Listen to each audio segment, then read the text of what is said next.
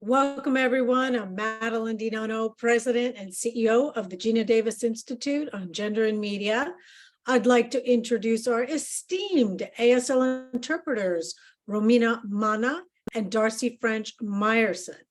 Please click on the globe at the bottom of your screen if you would like to see our interpreters on your screen. And closed captioning is also available at the bottom of your Zoom screen.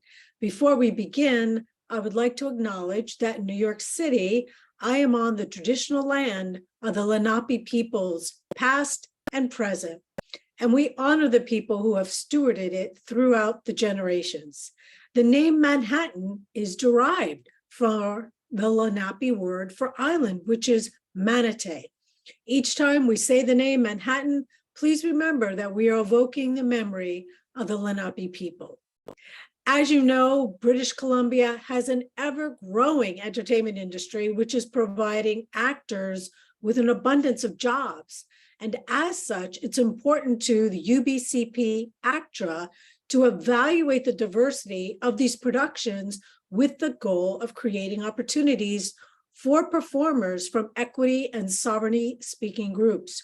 We are so proud to partner with UBCP ACTRA on their first ever study of representation in entertainment media. We are very excited that our research, which is being revealed in a few moments, will provide a roadmap for creating gender balance and inclusion of underrepresented identities, and also challenging negative stereotyping. Without further ado, please welcome our founder and chair, Geena Davis.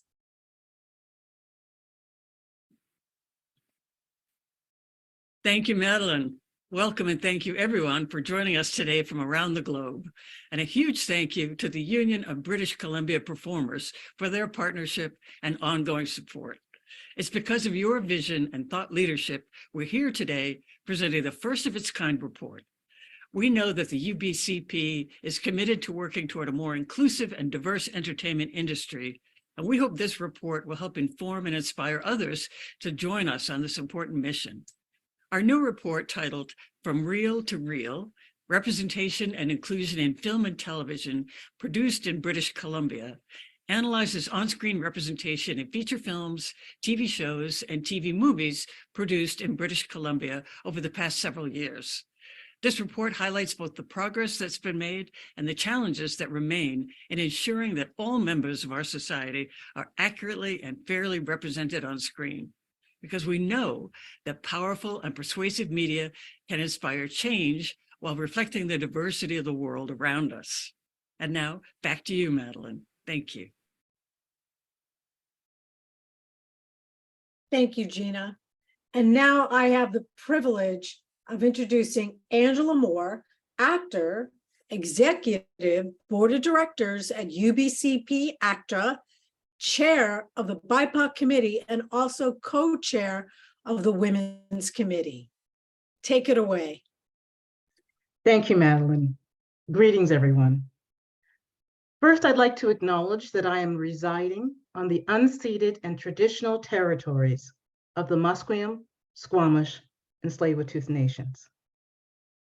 This report, commissioned by UBCP ACTRA, has been a fantastic opportunity for us to partner with the Geena Davis Institute.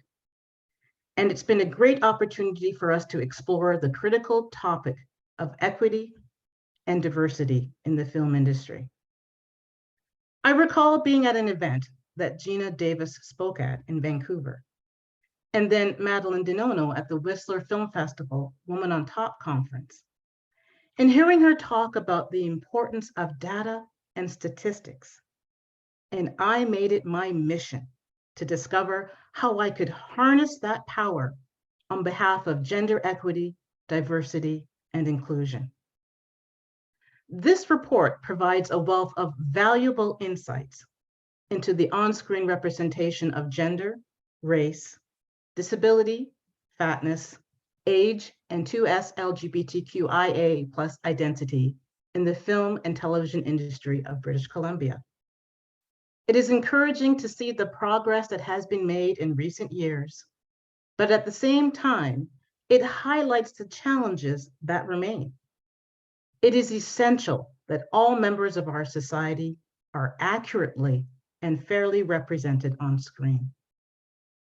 Our industry has a unique power to shape public perceptions and attitudes, and we must use this power wisely to ensure that the stories we tell reflect the diversity of our communities.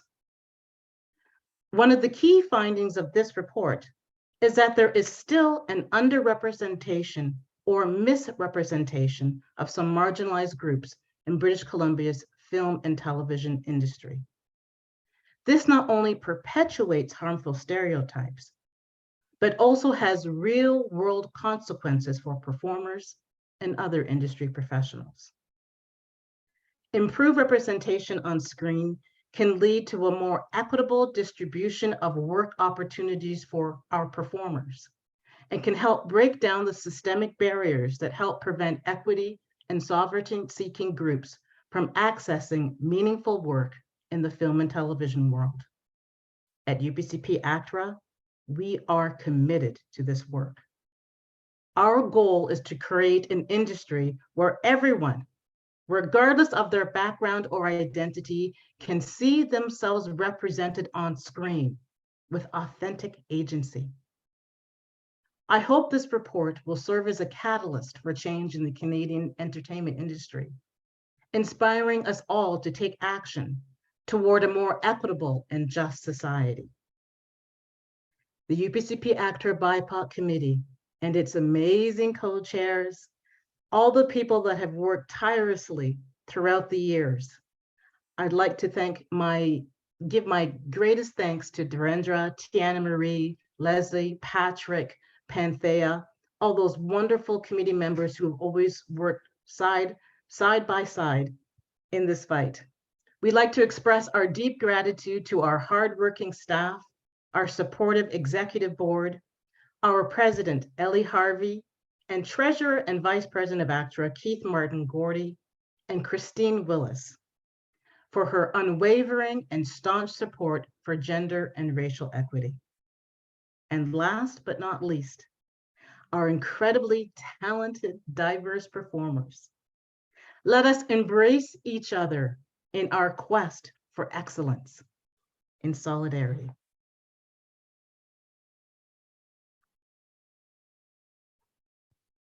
Thank you so much, Angela. And now for the presentation of our new findings, please welcome Dr. Michelle Meyer, who is the Senior Director of Research and Methodologies at the Institute. Take it away, Michelle. Thank you so much, Madeline, and thank you, Angela, for those words. So today we're going to be going over the results from our study of productions that were shot in British Columbia from 2018, 2020, 2019, and 2021. Bear with me one moment.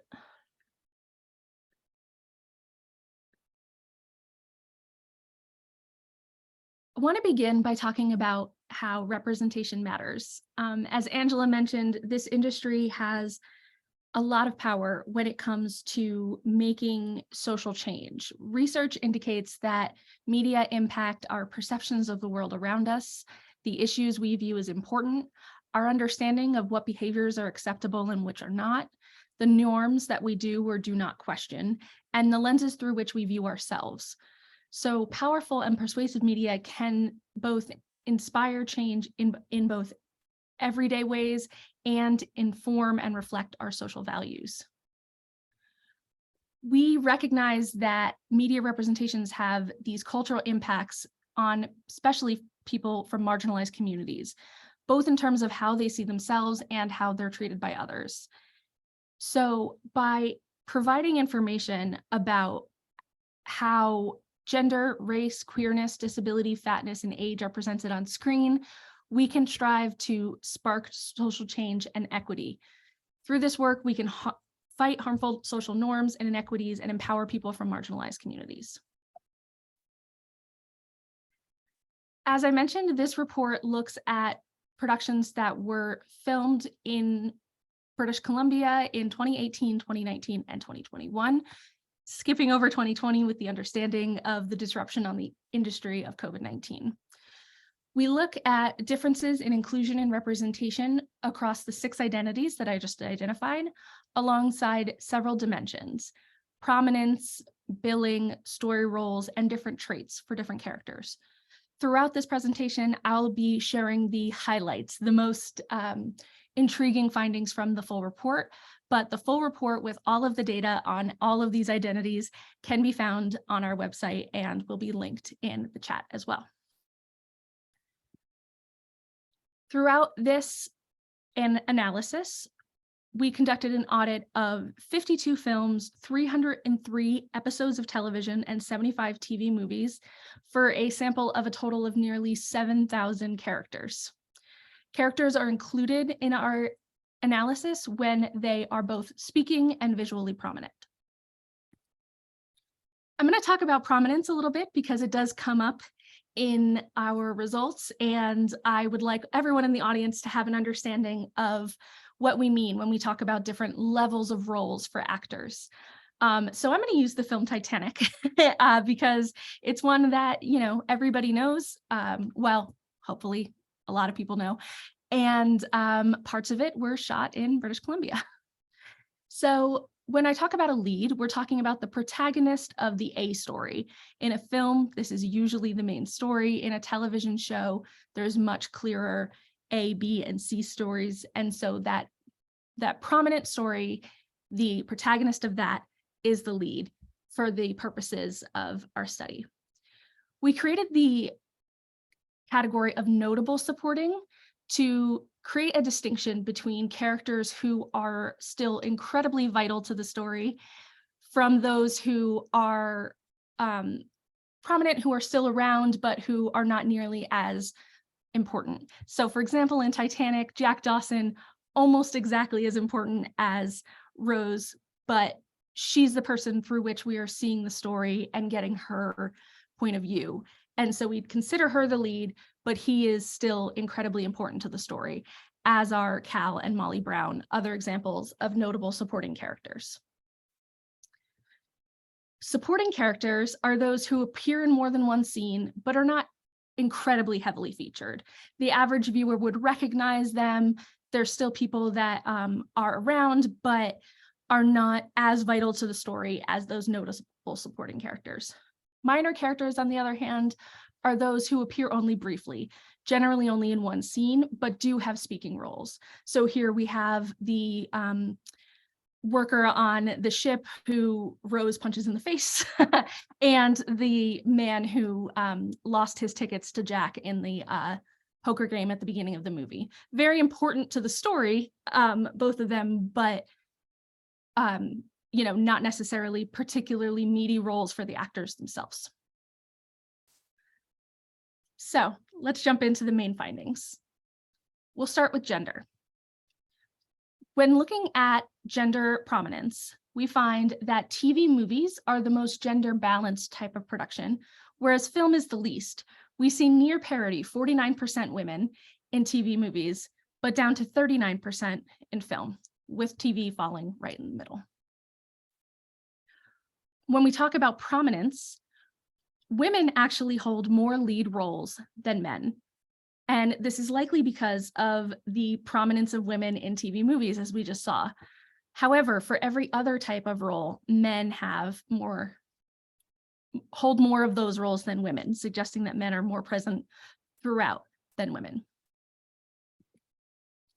And when we look at different types of traits, we find that a higher percentage of female characters were shown as sexy, smart, funny, and leaders.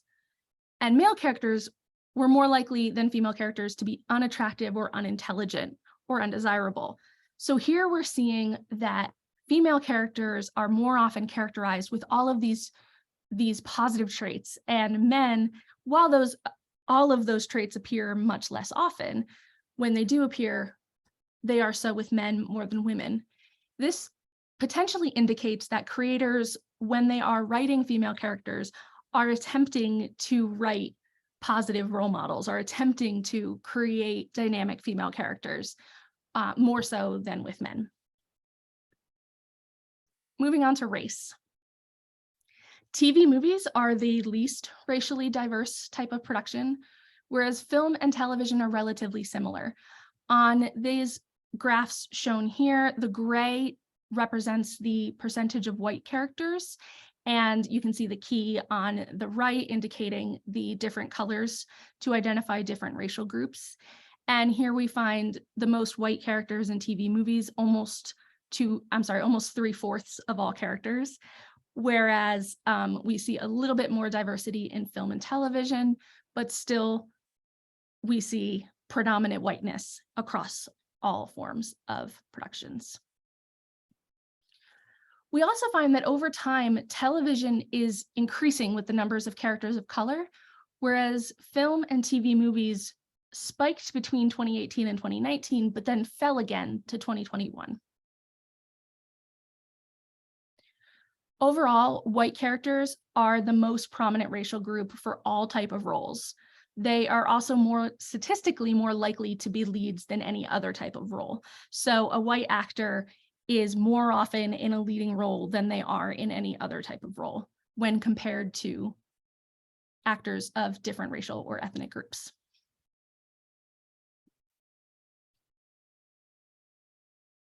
Oh, sorry. So now we're going to talk about 2S LGBTQIA+, disability, fatness, and age. We'll discuss all of these together because there are much fewer findings for these different groups. The representation of women, people of color, 2S LGBTQIA+ characters, all of those groups are showing improvement over time. Women represent this dark maroon line at the very top that starts at about 40%. People of color are that next teal line down. 2S LGBTQIA+, they're all the way down at the bottom, that purple line. The representation is minimal, but it is increasing over time. However, we find that for characters who have disabilities, characters who are fat, and characters who are 50 and older, those changes are either stagnant or actually decreasing. So we're not finding nearly as much improvement or progress for those groups as we are for the other three. Overall, television has the highest percentage of queer characters and TV movies have the lowest. Characters with disabilities make up less than 4% of all actors in title credits. So by that, we mean actors whose names are showing up in the opening or closing title credits of the film, television show, or TV movie. And about 5% of all characters are fat, and film has the highest percentage of fat characters than when compared to television and TV movies. Also, importantly, as a role gets less prominent, the percentage of fat characters in that role type increases. So fat actors are much more likely to find work as a minor character than they are a supporting, notable supporting, or then lead character. Over 40% of characters with last billing are over the age of 50. So by that, we mean characters or actors whose names are credited during the credits with some sort of special designation, like and so with this actor. Those roles tend to go towards actors with some prestige. And so it makes sense that we would see those characters be actors over the age of 50 because it takes time in life to gain prestige. But we can see a bit of a gender imbalance there because traditionally there have been more men who have been given opportunities over time than women. And finally, a higher percentage of characters over the age of 50 are villains and antagonists compared to those under 50. And a lower percentage are characters over 50 are protagonists and members of the fellowship. And by members of the fellowship, we are referring to characters who are supportive of the protagonist, like the best friend or the mentor or the love interest. And so we're finding that actors over 50 are much more likely to get the opportunity to play villains and antagonists than be the center of the story or even the supporting player in the story. So thank you so much. We have more information if you have any questions, but there I will pass it back to Madeline.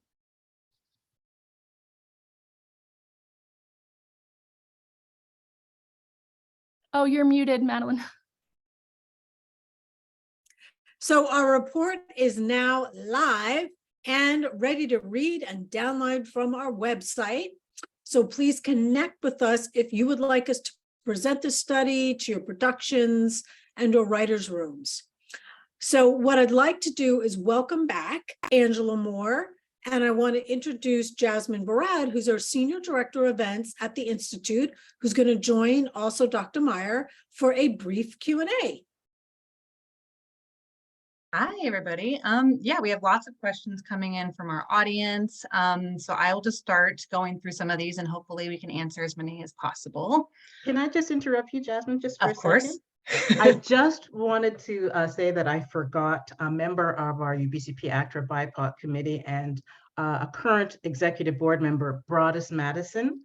I would be remiss, I'm so sorry, but he's been an incredible support to our committee and to our board, and we could not have done this without him. So thank you, Broadus, for all of your tireless hard work and support.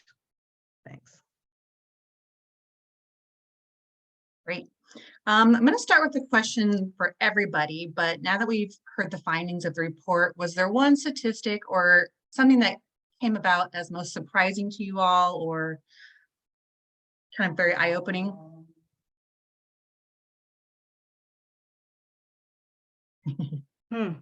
I don't know that I would characterize it as surprising because I'm a researcher. I spend time in this data and it is a pattern that we tend to see.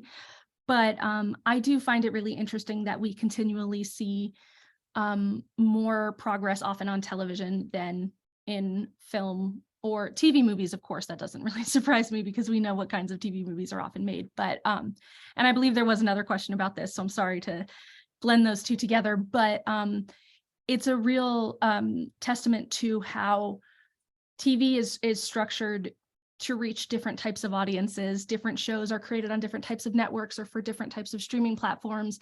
And so they don't have to have mass appeal the way that film does. And I think that that's a real indicator of why we see more progress there. And so every time I see, oh, look, there are more,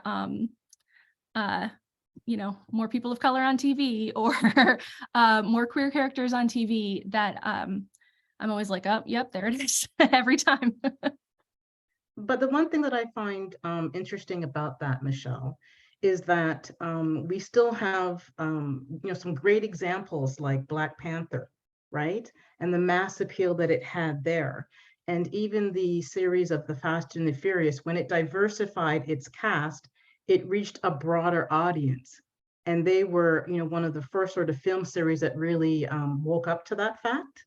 And, films like Black Panther have demonstrated in a very strong and concrete way that people are invested in stories and stories they may not have heard before. And they really, blazed a pathway that I think is undeniable. As a matter of fact, one of our stunt performers was recently in Wakanda Forever. And I'm really proud of her, Maya Makatumbag. She was amazing. So please look for her in that film. Her work is incredible.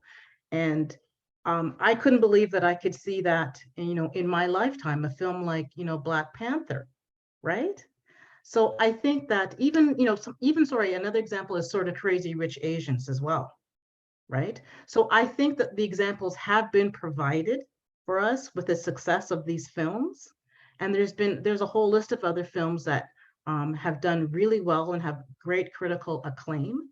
And there needs to be more films like this. Absolutely. I couldn't agree more. And I can just build on that. We had conducted what we call the Geena Benchmark Report, and we looked at the 100 largest grossing films at the United States from 2007 to 2017. And at that time, we found that female-driven and female-centric films generated 55% more at the box office, and that diverse films, which goes to the heart of what Angela was just saying, generated the most money when you had co-leads who were diverse. So, and we've also conducted studies with Movio, which is one of the world's largest movie marketing and tracking organizations. And again, there's a direct correlation between what you're seeing on screen and what audiences want to see. So there's a social imperative, but there's also a business imperative. And let's hope when all of our major studios and partners can go back to a robust theatrical schedule, that we'll start to see more of this diversity reflected.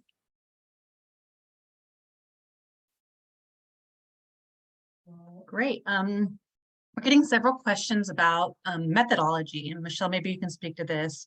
When we talk about fat and fatness and race and ethnicity, can you speak about the methodology a little bit more? Sure, happy to. Yes, and I understand that the use of the word fat especially can be sort of controversial. Briefly, I will explain that we as an institute have embraced the word fat as it is the preferred term by activists and scholars, because it is a term that, while stigmatized in our culture, because anything associated with fatness is stigmatized in our culture, it is not linked to medical practice. It doesn't assume a standard norm that it is larger than or anything like that, and it doesn't rely on euphemism. And so we embrace the term fat as a neutral descriptor, just the same as tall or white, etc.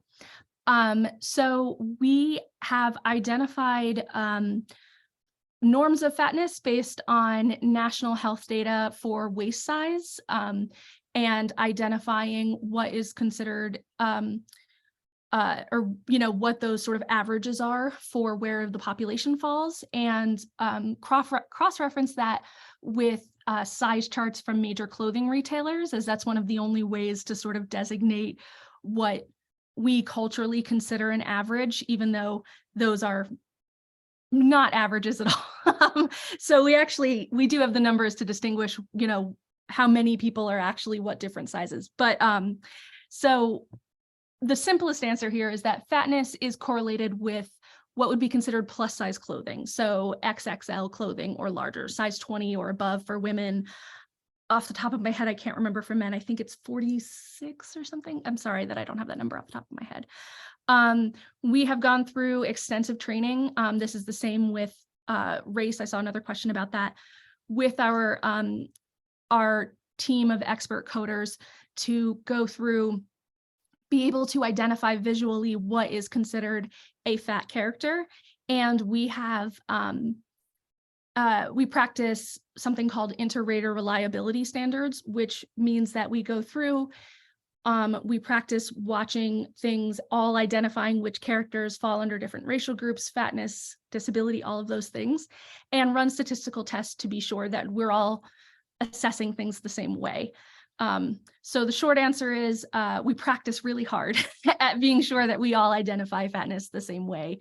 But I do want to be clear that when we say fat characters, we're referring to people who would be considered fat in everyday life and not quote unquote Hollywood fat. So we're not talking about people who are a size 6 or 8 and are treated as if they're fat on screen.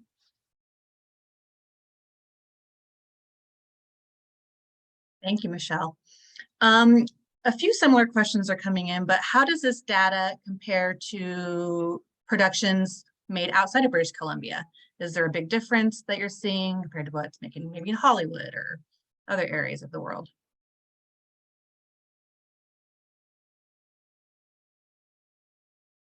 I guess we're taking that back to me. So a lot of these things we're seeing pretty similar results to what we would see in productions that are not necessarily based in LA. We haven't done a similar study where we're only looking at where things are shot, which is unique to this study. But if we talk about some of the other reports that we've done, or some other reports that, for example, Darnell Hunt at UCLA, people like that have done, we do generally find similar results. For example, the finding that characters over the age of 50 are villains, we found that as well in our Next 50 project. The tendency for women to be characterized with more positive traits than men, we're starting to see that as well. So some of these are very similar. I will say, though, that you don't see a lot of studies looking at TV movies. And so having the information about TV movies is really interesting. And TV movies have quite a bit of cultural impact. And so to see the data about that, I think is really unique and interesting and important.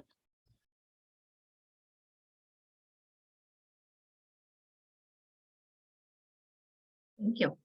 And Madeline, maybe you can answer this one, but does the Institute plan to present these findings to major studios, or what are the next steps for the Institute now that the report is complete? So our cycle or theory of change is predicated on using data to engage and educate and inspire our leading content creator partners. So whenever we do a study, we present it in a very large forum like this, usually in person, but we're still working back into that. But then we will take the study out to each and every one of our partners. And then also we will be able to present it on demand. If someone reaches out to us that maybe we haven't engaged with, and we will present it as well. And this can take like a year for us to really circle through when you think about how many production entities and studios, and even within a studio system, how many divisions there are. But we absolutely do that. Can I say something? What I think is really unique about this study is because we looked at the productions that were done within BC. Now, BC is the third largest production center in North America, right? We do a lot of TV movies here, right? We do a lot of production, and we generate billions of dollars in our local economy. So I think that this study is something that all of Canada, all of the Canadian entertainment industry should be really looking at here, right? We're a major player within this industry, and our performers, we want access to, meaningful work, right? We're all part of the performers of, in solidarity with our siblings in SAG-AFTRA as well. We all want to participate in meaningful, authentic work, right? We are the creative storytellers. So I think this study is an excellent example of how we can use data and statistics in order to further the progress of excellence within our industry.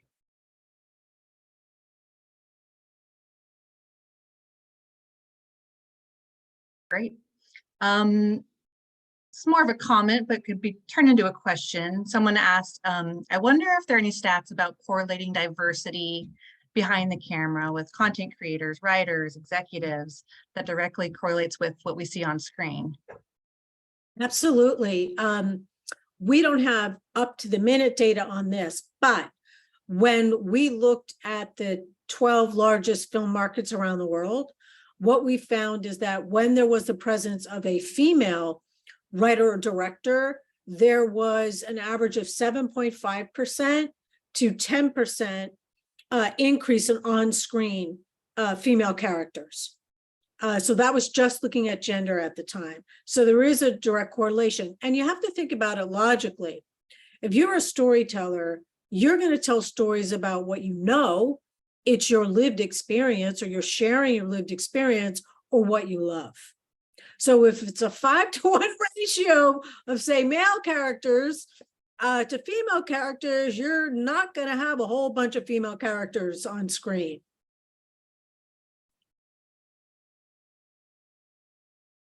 There are also presently other studies being done. If you look at Real World Film Institute, they've also done some studies. So we just have to do sort of a quick Google search of some of the studies that are being done within Canada to answer that question more fully.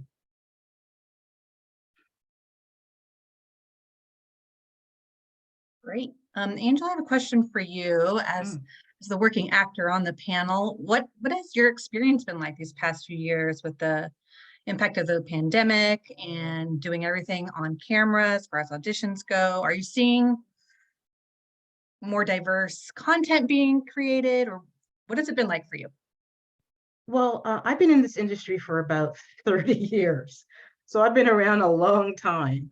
And I have spent the majority of my career playing peripheral characters, a lot of them without any names, because it was seen, it seemed to me that, you could only be part of the story if you were like maybe the nurse or the police officer, and weren't part of the main storytelling narratives. I found that since the racial reckoning in 2020, that there has been a definite increase of roles for people of color. Opportunities have opened up, especially in terms of auditioning. I was never used to getting as many auditions as my white counterparts, ever. And now that in the last few years, I've seen a definite increase in the amount of opportunities that I have had, and definitely in casting as well. Sometimes the casting is kind of done, or has historically done a bit of a checking the box kind of thing. Well, we got one of those and we've got one of these and like that, and you can't have too many in one scene, and there's only just one. But I definitely have seen an improvement over the last 3 years. It's fairly recent, yeah. As a matter of fact, I was just cast as a series regular in the series From, which is on MGM Plus, premiering April 23rd, little soft plug for the show. And I'm hoping that I can remain a part of that amazing cast, many of which are Canadian, with the stars Harold Perrineau, and he is actually one of my great heroes. So I was so happy to actually be a part of the show that he was in. I've been watching his career for many, many years. And so it meant a great deal to be part of the show that he's the lead in. So that's an example. Yeah. Thank you. I think we have time for a few more. Oh my gosh, we have so many questions. Maybe this is more broader for Madeline and Michelle, but do you find that content being made for kids and younger audiences is doing a better job when it comes to representation, or what are your thoughts there? Dr. Michelle, take it away. You know this one. Yes and no. It depends on what you're talking about. So a lot of content made for kids that we see on streaming platforms, we're seeing some more progress made there often. And we are seeing progress made often with live action kids programming a little bit more sometimes than animated kids programming. One of the things that we found in the C. Jane report, for example, was that when animated characters were non-human, they were significantly more likely to be male than female. Or when an animated character had an implied race, that is, if they were not a racialized character, but had different affectations or cultural cues that sort of implied a race, they were much more likely to be Black than live action Black characters in kids programming. And so we are seeing some forms of progress in kids programming. And yes, sometimes more often than in adult programming. But we also see some of those more, what's the word I'm looking for? A little bit more questionable practices sort of sneaking into kids programming as well. So it runs the gambit. Gamut.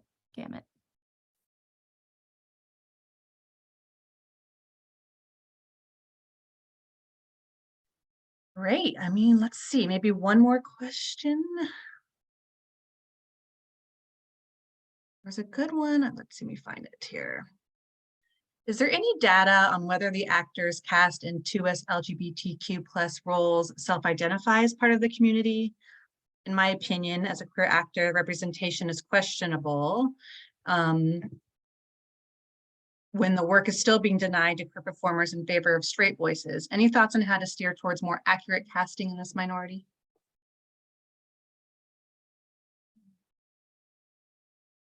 Yes. So as a queer woman as well, I feel this is something that is incredibly important to me. There are a few sort of concerns. The first is that storytellers can strive to tell diverse stories by hiring actors whose identities match the stories. That's the dream. But legally, there are actually some complications for what you can ask somebody that you are hiring for a job. And so there are some complications there. Certainly when you're hiring big stars, actually, even with queerness, there are plenty of big stars in Hollywood who are not out. But it's common knowledge often for some actors to know if they're queer, especially if they're trans. But it's not quite as straightforward as just like, oh, keep going until you find someone, especially when you're talking about television, which has very, very quick casting processes. So it can be really, when you look at the problem complexly, it can actually be really difficult and kind of, it's easy to feel demoralized because there aren't straight answers to how to make these things happen. But we can, and I think culturally we have been trying to hold filmmakers and television creators to higher standards, and asking for more queer stories to be told. And even accomplishing that is a step in the right direction, because normalization allows for more actors to be out, which allows for this to happen a little bit more seamlessly, because of some of those complications that we mentioned before. And we have that same problem when it comes to studying. I saw a lot of questions asking if we looked at how many queer actors were playing queer roles, or the same thing with characters of disabilities. Methodologically, we can't always answer those questions. There's not always information. There are certainly about big stars, but when it's the gay best friend that's only been played by an actor who has 2 credits on IMDb, we can't always find that. So the whole problem is complicated, and talking about it and creating research about it and talking about it on panels is how we make that progress.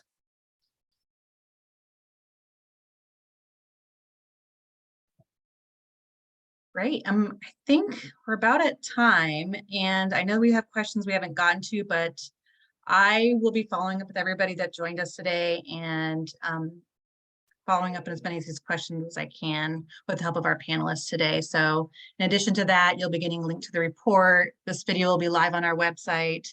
We'll also send out a link to everybody that RSVP'd.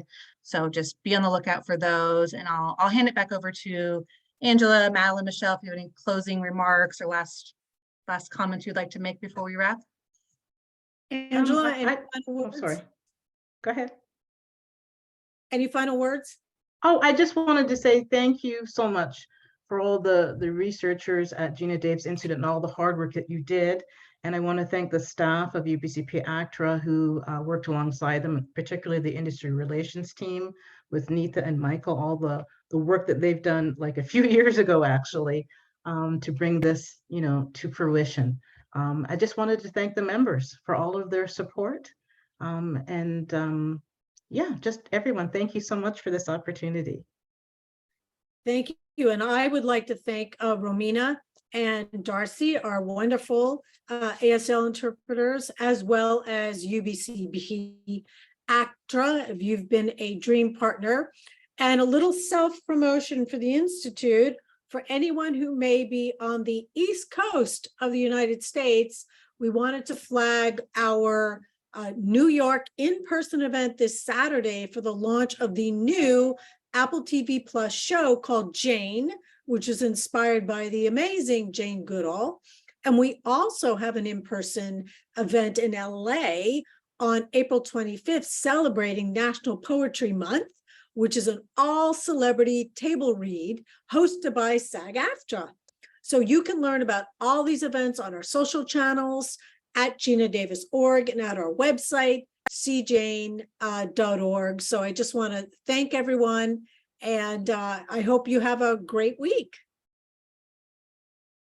Thank you. Thank you, everybody.